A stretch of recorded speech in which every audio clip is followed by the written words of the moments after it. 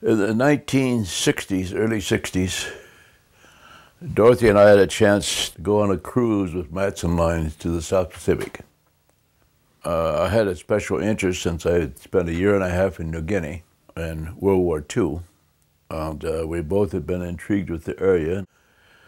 They had two ships. They followed each other 3 weeks apart. So we stopped off on the various islands like Tahiti and New Zealand and Australia and so forth for 3 weeks at a time and picked up the second ship.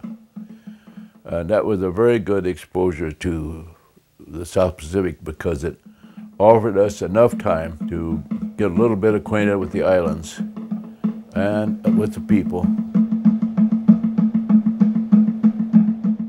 Dorothy and I got to thinking about the number of pictures we had in yellow boxes stashed away because in the meantime I did pictures for Life magazine, for Look magazine, for Argosy, various other publications.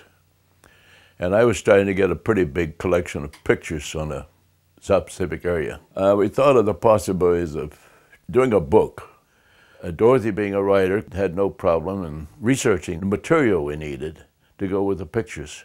So we went ahead and started digging into our picture files and did preliminary layouts on a book on the South Pacific and talked to a publisher in Tokyo, and he was very excited about doing a book. Several days later, they came back and said, "You don't have a cold, you have tuberculosis." And that's the reason I ended up in this crummy little hospital. I'd gotten walking privileges by then. I walked up to the meager library they had to see if I could find something interesting to read. And there was a body standing upright looking at books. And it turned out to be a male body, which was very exciting because we didn't have many young males with hair and nice butts and everything. So I went up and said hi, and he said hi, and it turned out to be Jack. And from then on, I had someone to share my convalescence with. He was on the uphill side. He had transferred to Cragmore as a patient that was up and around and well enough to sort of take care of himself. So he could come and visit me, and we could, you know, talk and everything like that. So it was a bright spot in my life. Always has been, always will be.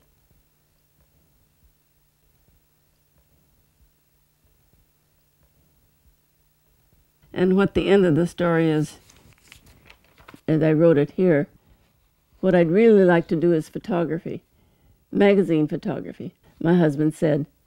I sensed his enthusiasm as he continued. He said we'd have to move to Los Angeles so I could go to school for a couple years, but as a photographer we'd be free to travel. I could go to school too, I said, and become a writer, and we could work together. And then we'd work freelance so we could go anywhere when we wanted to, he replied. Like Africa to see the animals, I said. Yes, Africa, and I'd like to see New Guinea again, and Europe. We hugged each other and dreamed aloud. Paris at Christmas time, Vienna woods in spring, Japan in cherry blossom time, and Tahiti any time.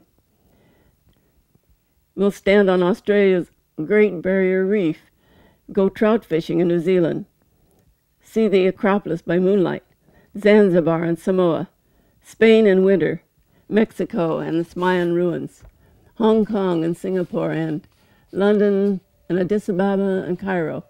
We'll walk with emperors and kings. We'll see the world and its many fine things. And we did exactly that.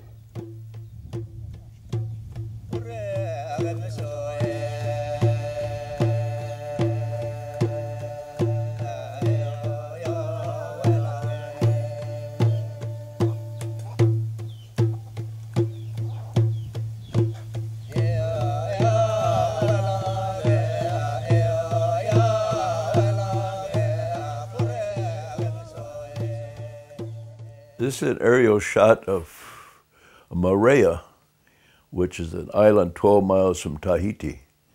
And this is made for National Geographic when I was in the process of working on a book for them.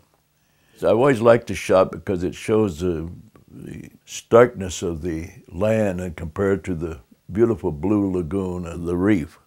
It's been used quite a number of times by Geographic and other publications. The picture was made in the only commercial store in the island of Yap in the town of Colonia. And it was a local store for the local people. And the Yap people had not been exposed to canned goods, the convenience of a store, you might say.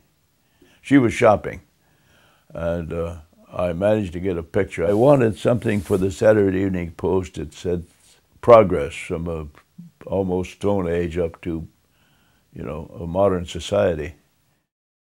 Here's another picture which I'm particularly fond of.